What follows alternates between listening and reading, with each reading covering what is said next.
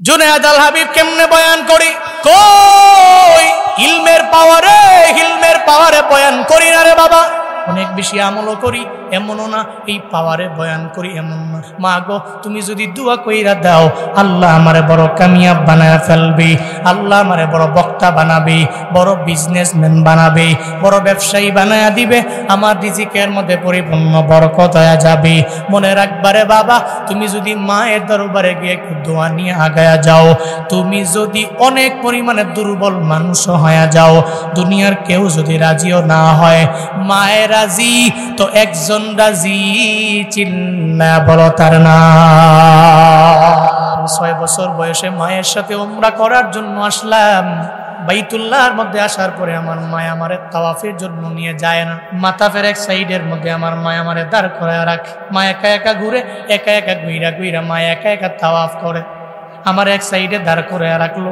কেন কয় বাইতুল্লাহর সম্মান বজায় রাখতে পারবা না বড় দামি ঘর এই ঘরের পবিত্রতা বজায় রাখতে পারবো না বলে আমারে মাথা ফের এক সাইডে দাঁড় করায় রাখে মা একা একা ঘুরে ঘুরে তাওয়াফ করে দুইটা চক্কর দিয়া ওই জায়গায় আসে না নাই এটা দেখার জন্য যায় ওখানে যাওয়ার পরে দেখে সন্তানটা ওই জায়গার মধ্যে নাই মা বড় পেরেশানির মধ্যে পড়ে গেল এতগুলা মানুষ এই মানুষের মধ্যে যদি আমার ছেলে হারায়া যায় আমি কোন জায়গায় গেলে তারে খুঁজে পাবো এই চিন্তায় মা পড়ে গেল যায়া দেখে রে আব্দুর রহমান নিজে একা একা ঘুরে ঘুরে নিজে তাওয়াফ করে মায়ের ধমক দেয় ধমক দিয়া নিয়ে মাথা ফের এক সাইডে আবার দাঁড় করায় রাখে একটা পর্যায়ে এমন হলো আবার মায়ে যখন দুইটা তাওয়াফ কইরা সন্তান এনে দেখার জন্য যায় ওই জায়গায় যাওয়ার পরে আবার আব্দুর রহমানের পায় না চিন্তায় পড়ে গেল ওই আব্দুর রহমান কোথায় গেল তবে মনে তো এতটুকু আছে সেতে বাইতুল্লাহ নিজে তাওয়াফ করার জন্য ব্যাকুল হয়ে যায় মা যায় দেখে যেটা মনে মনে ভাবলাম ওইটাই হয়ে গেল ছোট্ট 6 বছর বয়সী বাচ্চাটা বাইতুল্লাহর কালো গিলাপ ধরে ধরে নিজে তাওয়াফ করে মায়ে যায় বলে সন্তান এই বাইতুল্লাহ কেন তুমি বারবার আস কেন তোমারে মাথা ফের এক সাইডে দাঁড় করে রাখছি জানো এটা বড় দামি ঘর বড় পবিত্র জায়গা এটার পবিত্রতা তুমি বজায় রেখে চলতে পারবা না তুমি এখান থেকে চলে যাও আব্দুর রহমান জানায় দেয় মা এই বাইতুল্লাহর প্রতি এত পরিমাণে মায়ায় পড়ে গেলাম দুনিয়াতে কত ঘর আমি তাকায়া দেখছি কিন্তু বাইতুল্লাহর মায়া আমার অন্তরের মধ্যে এত পরিমাণে গেঁথে গেছে এই উমরা করনেওয়ালা হাজি সাহেবেরা হজ করনেওয়ালা হাজিরা ওই বাইতুল্লাহর কালো গিলাপ দেখলে জীবনের প্রথমবার চোখের পানি ধরে রাখা যায় না কেন ধরে রাখা যায় না ওখানে বাইতুল্লাহ গিয়া বান্দা চিন্তা ভাবনা করে এই যে বাইতুল্লাহর দিকে তাকাইলাম আমার উপরে প্রায় 40টা রহমত আল্লাহ নাজিল করে দিল এমনকি সরাসরি তাকাইলে 60টা রহমত আমার উপরে নাজিল হয়ে গেল আর বাইতুল্লাহর কালো গিলাফের দিকে তাকাইয়া কোনো বান্দা যদি জীবনের প্রথমবার যদি কোনো দোয়া কইরা দেয় দোয়া করতে দেরি হয়ে যাবে আমার আল্লাহ কবুল করতে দেরি করবে না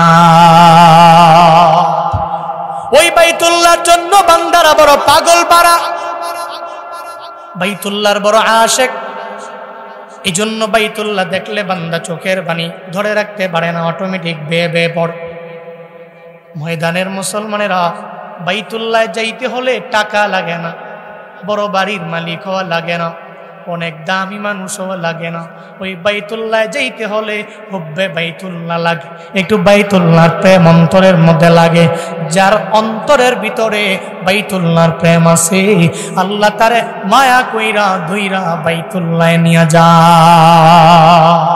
আশিক রাসূলেরা গোপনে তাহাজ্জুদের মুসল্লায় দাঁড়াইয়া রবের দরবারে আবদার জানায় আল্লাহকে বলে আল্লাহ গো আমার জুয়ান কালে আমারে মক্কায় লইয়া যায় আমারে মদিনায় নিয়ে যায় হুব্বে বাইতুল্লাহ যেই বান্দার অন্তরের মধ্যে থাকবে ওর টাকা লাগবে না আল্লাহ তারে ধইরাই তো মক্কার মেহমান বানায় দিবে জালালউদ্দিন রুমি রাহমাতুল্লাহ আলাইহি বলেন 7 সাগরের পারে একটা পিঁপড়া চোখের পানি ফেলায়া রবের দরবারে আবদার জানায় আল্লাহ গো আমারে কি মক্কায় নেওয়া যায় না মদিনায় নেওয়া যায় না বাইতুল্লাহর মেহমান কি আমারে বানানো যায় না নবীর রওজায় গিয়া সালাম দিতে গিয়ে আমি পিঁপড়ার মন চায় না পিঁপড়ায় কান্দে, সাত সাগরের কিনারে দাঁড়ায় বৈশা বৈশা চোখের পানি ফেলায় কান্না করে।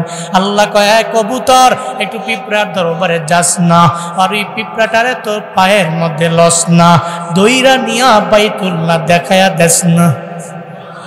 আরো জোরে আল্লাহু আকবার। কবুতর আইসা বলে, এই পিঁপড়া, বিমান চলে আসছে, বিমানের মধ্যে ওইটা পড়ো, তোমার রবের রাজি বানাইলা বাইতুল্লাহ নেওয়ার জন্য আমি পিঁপড়া তোমার দরবারে হাজির হয়ে গে। কবুতর, আমি হাজির হয়ে গেলাম, আমার পায়ের মধ্যে কামড় দেও, আমি তোমাকে সঙ্গে করে লইয়া মক্কা মদিনা জিয়ারত করাইয়া নিয়ে আসি। আব্দুর রহমান সুদাইসি মায়ের জানায় দেয়, মা আমার বাইতুল্লাহ দেখলেই তো বড় মজা লাগে, আমার বড় মায়া লাগে। মায় কয়, বাইতুল্লাহর এত প্রেমে তুমি পড়ে গেলা, তবে আমি জানি মায়ের দোয়া নাকি আমার মাওলা ফিরে দেয় না। আব্দুর রহমান সুদাইসির মা সন্তানের মাথার উপরে একটা হাত রাখলেন, আর একটা হাত বাইতুল্লাহর কালো গিলাফের মধ্যে দিলেন। আল্লাহর কাছে আবদার জানাইলেন, ও দয়ার মালিক, আমার বাড়ি মক্কাতেও না, আমার বাড়ি মদিনাতেও না, আল কাসিম শহর থেকে উমরা করার জন্য ছেলেটাকে নিয়ে আসলাম। আমার আব্দুর রহমান এই বাইতুল্লাহর জন্য বড় পাগল হয়ে গেছে। আল্লাহ গো, আমি মায়ের দোয়া আমি জানি, বলার পরে তুমি ফিরাইয়া দিবা না। আমার সন্তানের মাথার উপরে একটা হাত রাখলাম, আর একটা হাত বাইতুল্লাহর কালো গিলাফের মধ্যে দিয়া দিলাম। আমি মায়ের দোয়ার বদৌলতে কি আমার আব্দুর রহমানের এই কাবার বড় ইমাম বানায়া দেওয়া যায় না। ওয়ালা তাজিদু কওমান ইউমিনুনা বিল্লাহি ওয়াল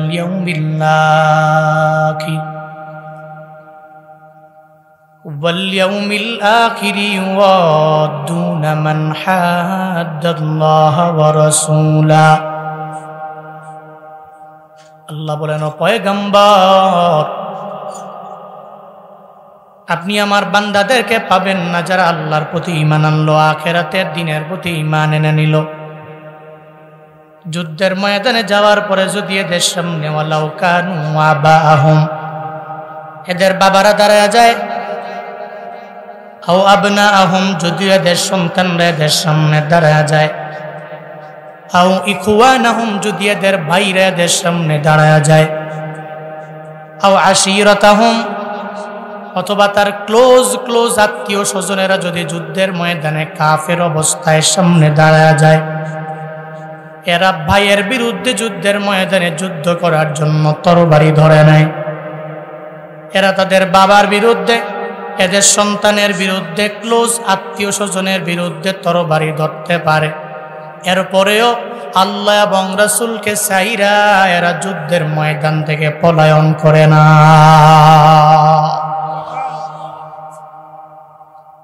আল্লাহ পাক বলেন, ও পয়গম্বর আমার, আপনি যুদ্ধের ময়দানে গেলেন, সাহাবায়ে কেরাম আপনার সঙ্গে যাওয়ার পরে এদের বাবারে দেখে এরা পিছপা হবে না, বরং এতটুকু বুঝবে, জানবে আল্লাহ আমার আপন, আমার বাবা আল্লাহর চাইতে আপন না। আমার ভাই আমার আপন হতে পারে, কিন্তু আল্লাহ এবং রাসূলের চাইতে আমার বেশি আপন হতে পারে না। সব আমার আপন হতে পারে, কিন্তু আমার আল্লাহ এবং রাসূলের চাইতে আপন হতে পারে না। মায়ার নবী মক্কা থেকে হিজরত করে মদিনার মধ্যে আসার পরে বদরের প্রান্তরের যুদ্ধের কথা এমন কোনো বান্দা নাই যেই বান্দারা জানে না। বদরের প্রান্তরে আবু জাহাল, উতবা, সাহেবারা এরা 1000 দলের টিম নিয়ে বদরের প্রান্তরে হাজির হয়ে গেল। বদরে আইসা বলে, মুহাম্মদ, মক্কা থেকে মদিনায় যাইরা বসে থাকলে হবে না, যুদ্ধ করা লাগবে। অনেকটা পায়ে পইরা ঝগড়া করার জন্য তৈয়ার হয়ে গেল। মায়ার নবীর মনে বড় চিন্তা, যদি আমি আবু বকর রে বলি, আবু বকর যদি আমারে মানা কইরা দেয়, হুজুর আমি যাইতে পারবো না। আমি যদি ওমরের বলি, ওমর যদি মানা কইরা দেয় যে হুজুর আমি যাইতে পারবো না, তাহলে আল্লাহ তো আমার উম্মতের প্রতি পরিপূর্ণ রাগান্বিত হয়ে যাব। এই চিন্তা নিয়ে নবী আবু বকরের দরবারে যায় না, ওমরের দরবারে যায় না, হযরতে উসমানের দরবারে যায় না, আলীর দরবারে যায় না, এদের দরবারে গিয়া আমার মায়ান নবী বলতে পারে না। কিন্তু একটা পর্যায়ে মায়ান নবীর চিন্তা কেটে গেল, আবু বকরের সামনে গিয়া দাঁড়ায় যায়। মায়ান নবী বলে, আবু বকর ওই বদরের প্রান্তরে যুদ্ধ করার জন্য যাইবা কিনা? বলে, নবী কি কথা বললেন? আমি তো আবু বকর এমন সাহাবী, মক্কা থেকে হিজরত কইরা মদিনায় আসলাম। ওই মক্কায় আমার টাকা বাড়ি গাড়ির অভাব নাই, আমি ধনী ছিলাম, আমি টাকা পয়সার মালিক এত পরিমাণে ছিলাম, একটা কাপড় পরিধান একদিন করলে আর একদিন আমি করতাম না। কিন্তু আপনি যখন আমারে বললেন, এই আবু বকর কালেমা পড়ে একটু মুসলমান হয়ে যান, ও পয়গম্বর আমি আপনার হাতে ওদিন কালেমা পড়ে মুসলমান হয়ে গেলাম। ও পয়গম্বর আমার, মক্কা থেকে হিজরত করে আপনি মদিনায় যাবেন। আমি আবু বকর রে বললেন, এই আবু বকর মদিনায় যাওয়া লাগবে। আমার চিন্তা চলে আসলো, মায়া নবী কোন সময় দরওয়াজায় ডাক দেয়, আমি ওই সময় থেকে আপনার জন্য ঘরের মধ্যে অপেক্ষায় রইলাম। কোন সময় দরওয়াজার সামনে আমার মায়ার নবী এসে আমারে জোরে একটা ডাক দিয়া দিবে। দুইবার ডাক দিলে মায়ার নবীর মনের মধ্যে কষ্ট হয়ে যাবে। এই চিন্তা নিয়ে আমি ঘুমাই নাই। আমার মক্কার বাড়ি গাড়ি সব সাইরা আমি মদিনায় চলে আসলাম। আবু বকর ডেকে বলেন, ও পয়গম্বর আমার, আমি আবু বকর তো আপনার এত পরিমাণে পাগল পারা সাহাবী, আপনি আমারে বললেন বদরের প্রান্তরে আমি যাব কি যাব না? আমি আবু বকর রাজি হয়ে গেলাম, আপনি বলতে দেরি বদরের প্রান্তরে আমি চলে যাব।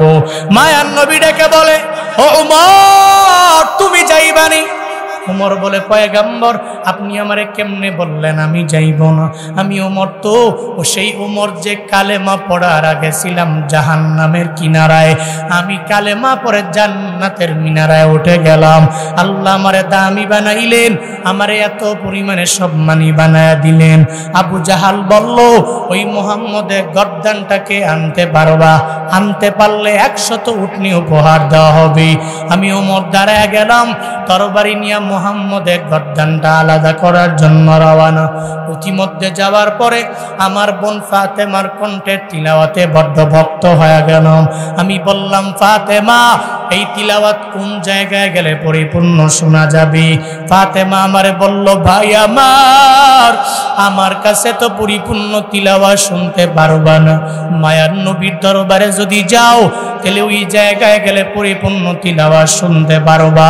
ও পয়গম্বর, এরপরে আমি আপনার দরওয়াজায় যখন হাজির হওয়ার জন্য আমার তরবারিকে কান্দে লইয়া আমি আপনার ঘরের দিকে আগাইতে লাগলাম, নবী ওই সময় আপনার সামনে মাত্র 11 জন সাহাবা। 11 জন সাহাবা যখন শুনতে পারলো ওমর নবীর দরবারে আস, নবীর দেহ থেকে গর্দানটাকে আলাদা করে দেওয়ার জন্য দৌড়ায়। ওই সময়ে 11 জন সাহাবা ভয়ে নবীরে বলে, পয়গম্বর আপনি ঘর থেকে একটু অন্য ঘরের মধ্যে গোপনে চলে যান, যদি ওমর আসতে পারে আপনার দেহ থেকে গর্দানটারে আলাদা কইরা দিবে। মায়ার নবী ওদিন বললেন, ও সাহাবায়ে কেরাম, না না, আমি গত রাতের বেলা তাহাজ্জুদের মুসল্লায় দাঁড়াইয়া রবের দরবারে আমি আবদার জানাইলাম, আল্লাহ গো হয়তো ওমরের তুমি কালেমার জন্য কবুল করে নাও, আর না হয় আবু জাহালকে তুমি কালেমার জন্য কবুল করে নাও। মায়ার নবী বলে, সাহাবায়ে কেরাম আমার ওমরের জন্য দরওয়াজা ওপেন করে দাও, দরওয়াজা ওপেন করো যাতে ওমর আমার দরওয়াজা দিয়া ঢুইকে আমার সামনে আসতে পারে। গত রাতের বেলার দোয়া আমার মাওলা খালি ফিরাইয়া দিবে না। হযরত ওমর কয়, নবী আপনার দরবারে আমি গেলাম, তরবারিটা নিয়ে যখন আপনার পা বরাবর নিচে রেখে দিলাম, আপনি আমারে কালেমার দাওয়াত দিয়া কালেমা পড়ায়া দিলেন।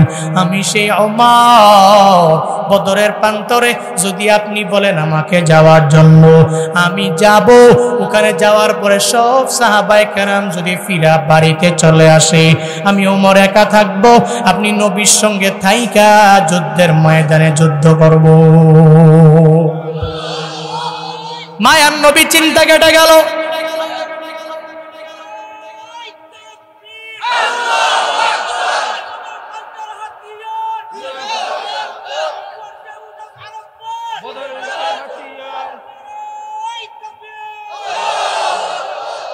তাকবীর দিতে ভয় পাইছেন আপনারা? এখন কি ভয়ের যুগটুক আছে নাকি? কেউ কুমিল্লার ভাষা আছে, ভয়ের যুগ আছে তো, না থাকলে একটা জুয়ান লোক দাঁড়ায় জোরে তাকবীর দিবেন। একটা জুয়ান লোক দাঁড়ান, তাকবীর দেন আপনারা সঙ্গে সঙ্গে।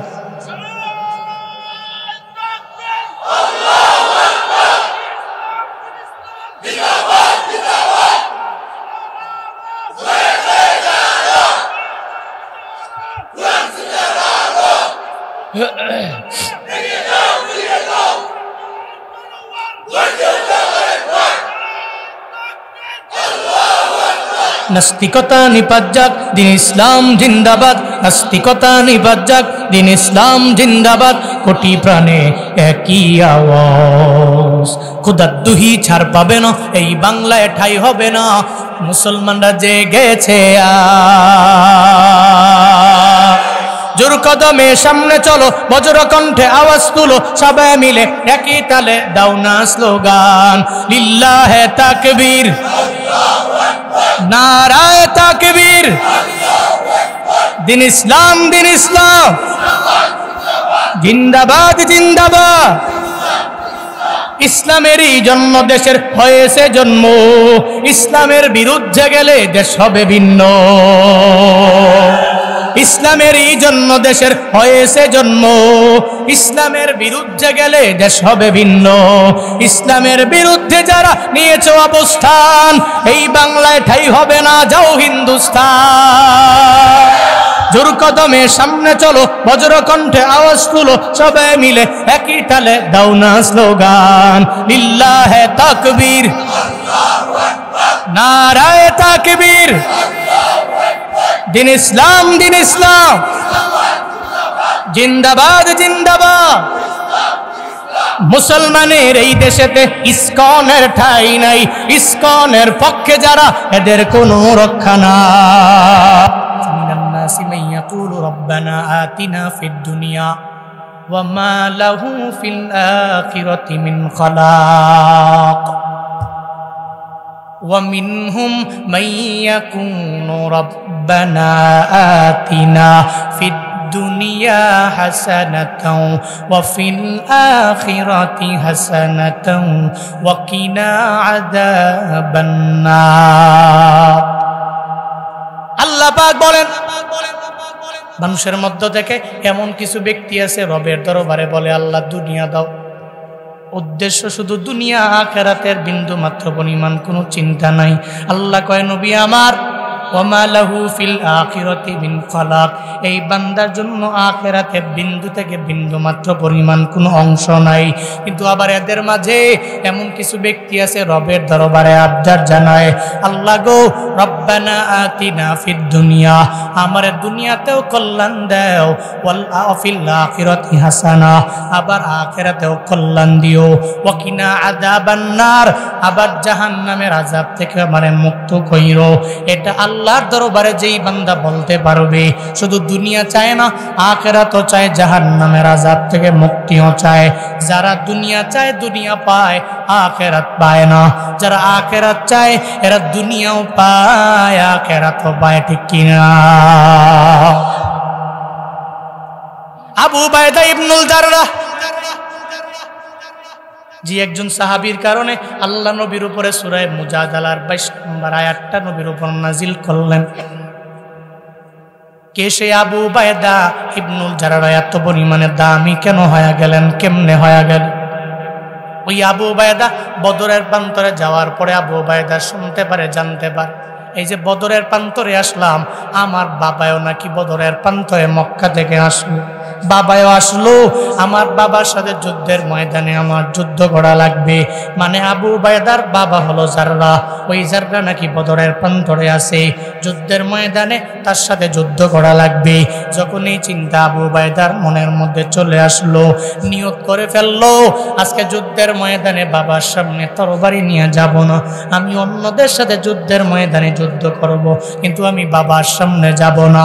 কিন্তু বান্দা তো নিয়ত করতে পারে, এই নিয়ত তো বান্দা নিজেই পূর্ণ করতে পারে না। নিয়ত করতে পারে বান্দা, পূর্ণ করতে পারে একজন, চিল্লায়া বলো তার নাম। বান্দা নিয়ত করতে পারে, আমি আমার এলাকা থেকে সিলেট শহরে যাব, বাইক নিয়ে রওনা হয়ে গেলাম, নিয়ত করলো, কিন্তু সিলেট পর্যন্ত আমার আল্লাহই তো পৌঁছায় দিতে পারে। বাসের মাধ্যমে রওনা, আমি সিলেট থেকে যাব হলো আমার ঢাকায়, কিন্তু যাওয়ার পথে হঠাৎ করে তো আমার মরণ হয়ে যেতে পারে। আমি নিয়ত করতে পারি, পূর্ণ করতে আমি পারবো না।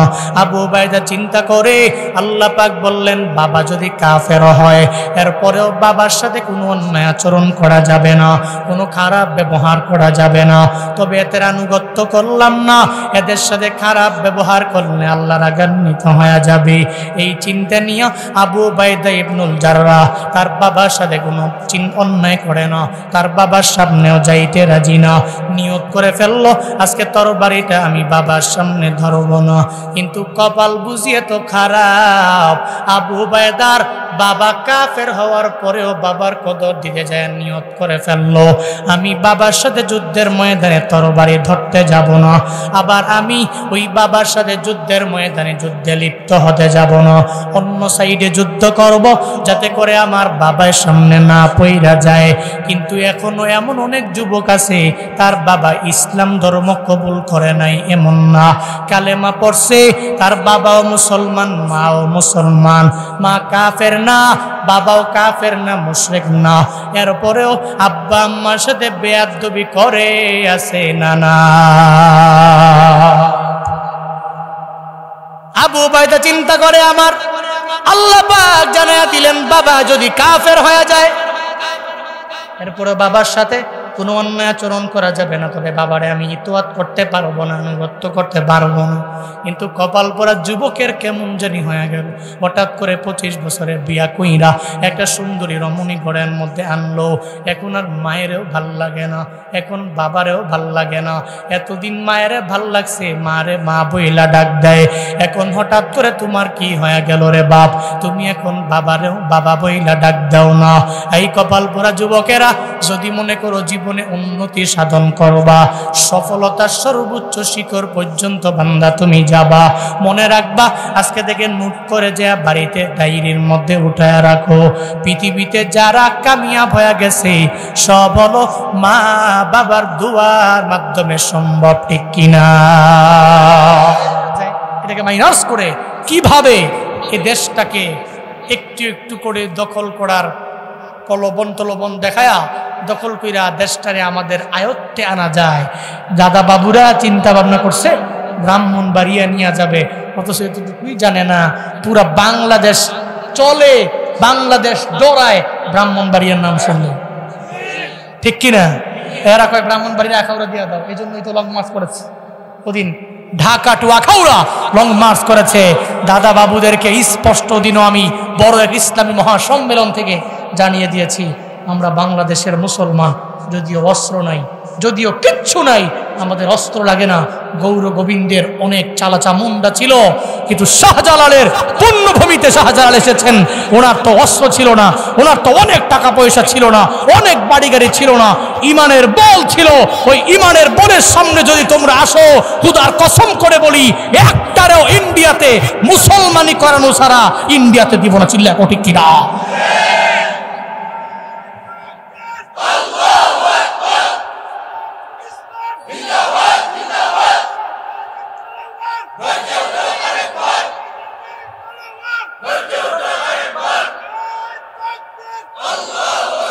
ছুটে আয় শাহজালালের নির্ভীক সৈনিকেরা, খতম করো গৌর গোবিন্দের চালাচা মুন্ডাগুলা।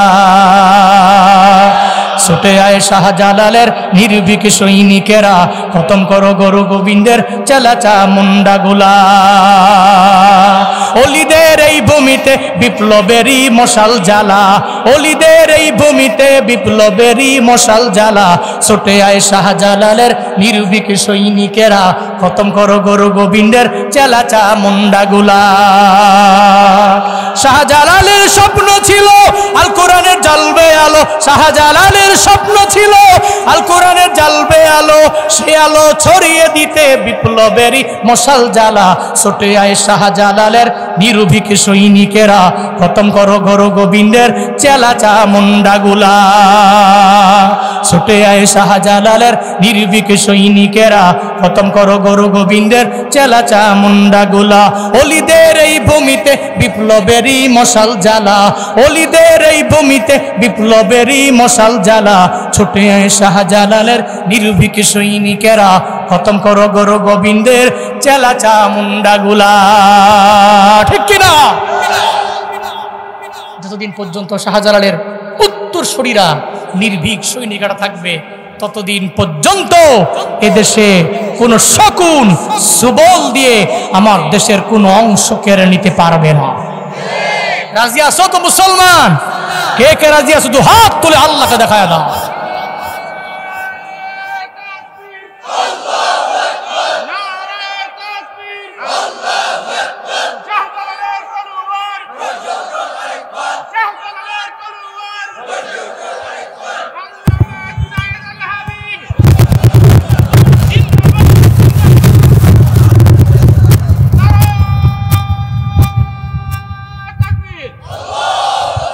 আল্লাহ এই জনপদকে কবুল করেন, আল্লাহ এই পুণ্যভূমিকে কবুল করেন। আল্লাহ আমার এই দেশকে, আউলিয়াদের দেশ, এই দেশকে আল্লাহ শকুনের সুবল থেকে রক্ষা করেন। চিল্লায়া পড়েন আমিন। রাগ করেছেন আপনারা? কষ্ট পেয়েছেন? মুশরিকদের অন্তরে মায়া নাই, কিন্তু মুসলমানদের অন্তরে মায়া। তোমরা আমাদেরকে কত কথা বলো, কত আঘাত করো, কিন্তু আমরা ফিরাইয়া দেই ভালোবাসা। ঠিক কিনা? যদি ফিরে না দিতাম তাহলে তোমাদের মন্দিরগুলো পাহারা দিতাম না। মুসলমানরা মন্দির পাহারা দিয়েছে, এমনকি মাদ্রাসার তুলা আবার কত দামি, সারাদিন কষ্ট করে ক্লাস করে ছাত্রগুলো রাতের বেলা না ঘুমিয়ে নির্ঘুম রাত কাটিয়ে মন্দিরের সামনে গিয়ে পাহারা দিয়েছে। মুসলমানদের দিলে মায়া আছে। আবু উবাইদা চিন্তা করে, বাবাই আমার সামনে যুদ্ধ করার জন্য তরবারি ধরছে, আমি ধরতাম না, মুসলমান তো, দিলে মায়াস। বাবার মনে চিন্তা হলো তোরে মেরে ফেলবো, কারণ তুই তো আমার ধর্মের নাই, তোকে আঘাত করব, দুনিয়া থেকে বিদায় করে দেব। যখন তরবারি ধরলো একটা পর্যায়ে আল্লাহ তো দেখে আবু উবাইদা নিয়ত করছে যাররা বাবার সামনে পড়বো না। আল্লাহ কইছে তোরে তোর বাবার সামনেই তো ফালামো। সুবহানাল্লাহ জোরে পড়বেন না? পড়ছে, বাবা এবং ছেলে যুদ্ধ করতেছে, আল্লাহ তাকায়া তাকায়া দেখতেছে। আল্লাহু আকবার পড়বেন না? আল্লাহ দেখতেছে, আল্লাহ দেখতেছে বাবা ছেলে যুদ্ধ, টাকার জন্য, বাড়ির জন্য, গাড়ির জন্য, সম্পত্তির জন্য, জমির জন্য, ইমানের জন্য। ঠিক কিনা?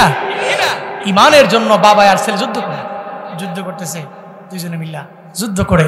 আল্লাহ দেখে, আল্লাহ খুশি হইয়া নবীর উপরে সূরাতুল মুজাদালার 22 নম্বর আয়াতটা নবীর উপর নাজিল করে দেয়।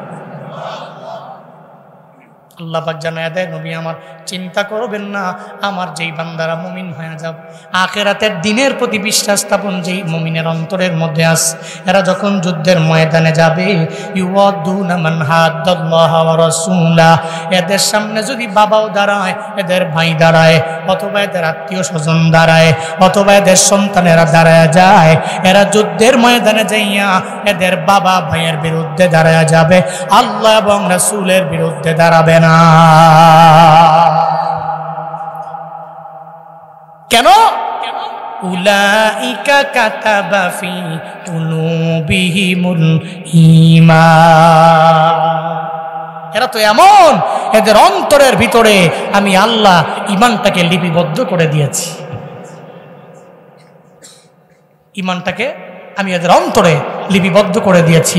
ও আইয়াদাহুম বিরূহিম মিন, এমনকি আমার নিজের কুদরতি হাতে এদের দিলটা, এদের অন্তরটা, এদের কল্পটা আমি নিজেই সঞ্চালন করে দিয়েছি। আরো জোরে পড়বেন না সুবহানাল্লাহ? এই জন্য তারা আল্লাহ এবং রাসূলের প্রেমে নিজেকে মগ্ন করে, নিজের জীবনটাকে উৎসর্গ করে আব্বার সামনে দাঁড়ায়, ভাইয়ের সামনে দাঁড়ায়, এদের বোনের সামনে দাঁড়ায়, এদের নিজের সন্তানের সামনে দাঁড়ায় যুদ্ধের ময়দানে ঝাঁপিয়ে পড়ে আল্লাহ এবং রাসূলের বিরুদ্ধে যায়। অন্তরে ঈমান আছে, ইসলাম আছে, এরা এত খাঁটি মুসলিম, নিজের ইসলামটাকে, মুসলমানিত্বটাকে এরা অন্তরের মধ্যে ধারণ করে অগ্রগামী হয়। কিন্তু আমরা তো এমন হলাম, খালি জিলাপি খাইতে পারলেই রাসূল প্রেমিক। কি জিলাপি খাইতে পারলেই রাসূল প্রেমিক। আমি তো নবী মিষ্টি খাইতেন পছন্দ করতেন, হালুয়া পছন্দ করতেন, আমিও খাই, এর মানে আমিও একজন খাঁটি আশিক। অথচ 5 ওয়াক্ত নামাজের 1 ওয়াক্তও নাই, ঠিক কিনা? রমজানে 30টা রোজার 20টা রাখে, 10টা রাখে না, সারাদিন টানে বিড়ি। আছে না নাই? গিয়া কয় দোহানে আমি আশিকে রাসূল। ভাবটা কি? আমি আশিকে রাসূল। আপনি কেন বলবেন? আপনার চলাফেরা চালচলন দেখে তো মানুষই বলবে এই লোকটা নবীর একজন সত্যিকারের আশিক। আর নবীর যে খাঁটি আশিক, জীবনে কোনদিন ওই ব্যক্তি অন্যের বিপদে খুশি হইতে পারে। মনে রাখবেন, যারাই অন্যের বিপদে হাসি দেয়, ওই বিপদে 1 বছর 2 বছর 3 বছর পরে আবার ওই বিপদই সে পড়ে যায়, বিপদটাই তারা আঁকড়ে ধরে। এই জন্য অন্যের বিপদে খুশি হওয়া যাবে, অন্যের বিপদে খুশি হইও না, ওই বিপদেও তোমারে গ্রেফতার করতে পারে।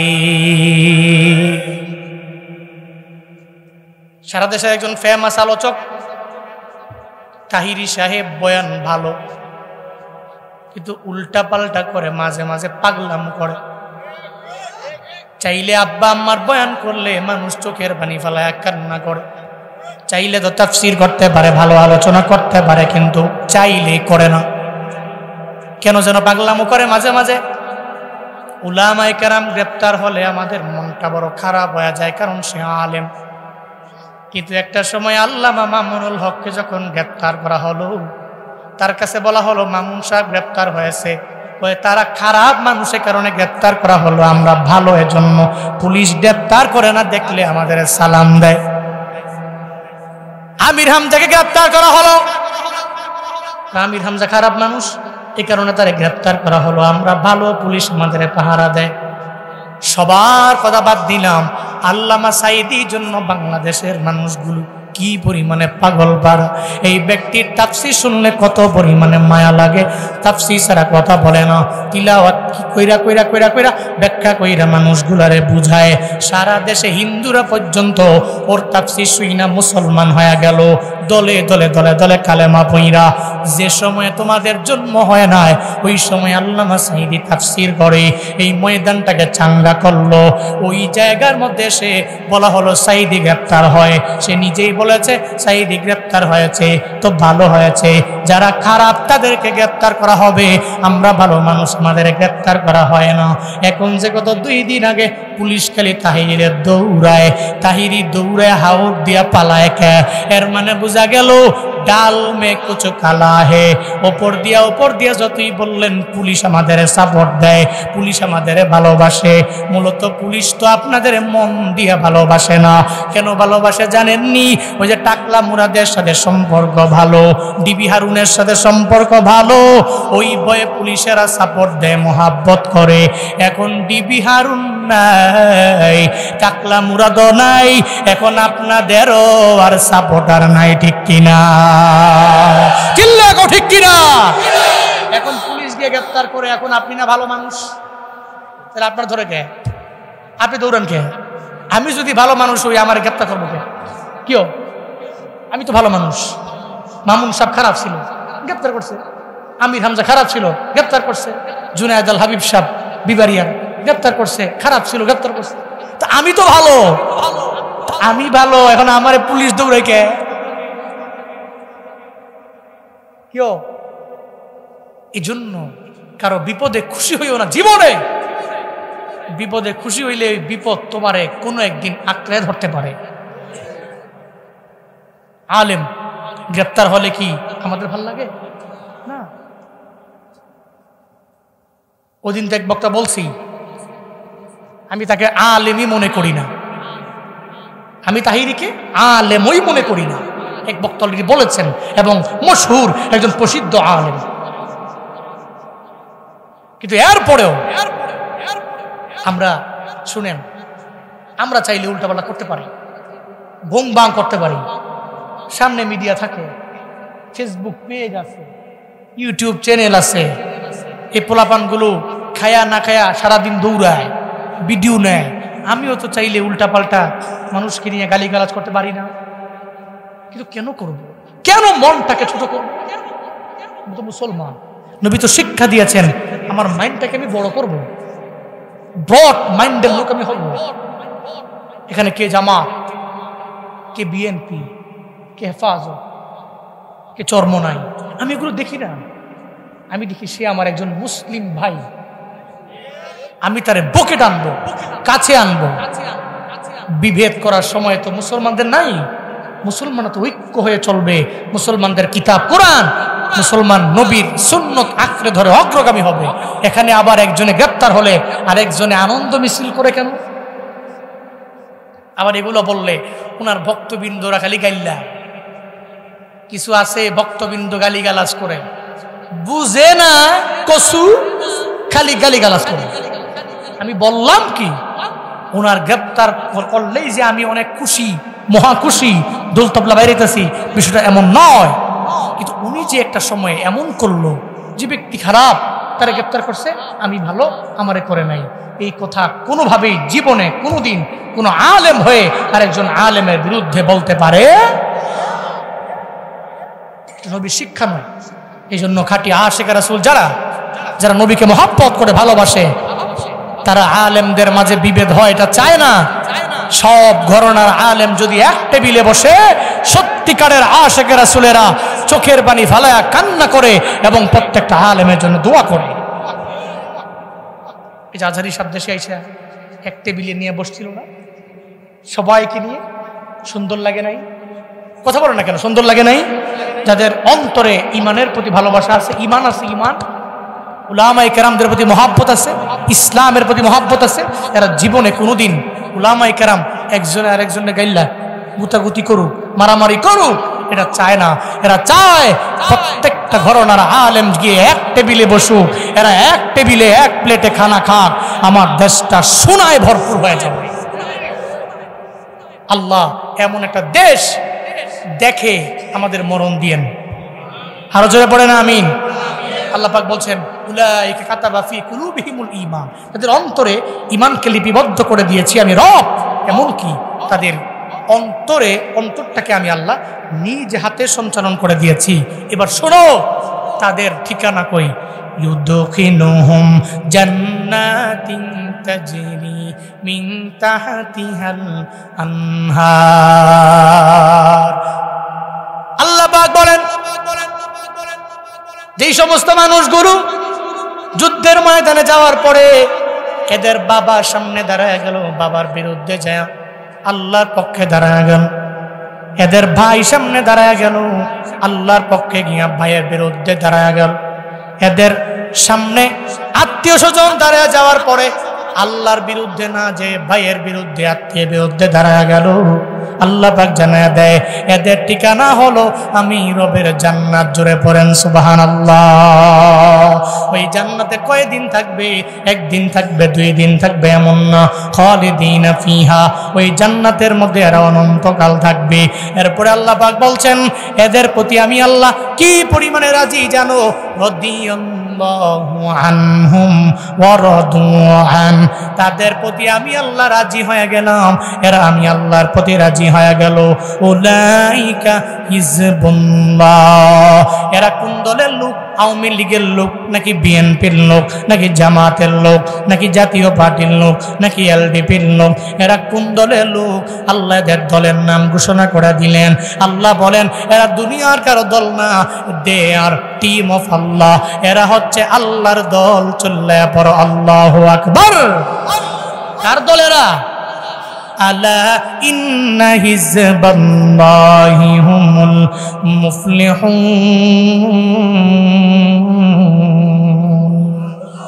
জেনে নাও ইন্না হিজবাল্লাহ, নিশ্চয়ই রবের দলের যারা হুমুল মুফলিহুন, তারাই তো সফল কাম। এজন্য দল করব কার? আরো জোরে বলেন, দল করব কার? আল্লাহ এবং রাসূলকে প্রায়োরিটি দিয়ে মহব্বত করে রবের দলের মেম্বার হয়ে কবরে যাওয়ার তৌফিক আল্লাহ সব ভাইকে দান করে।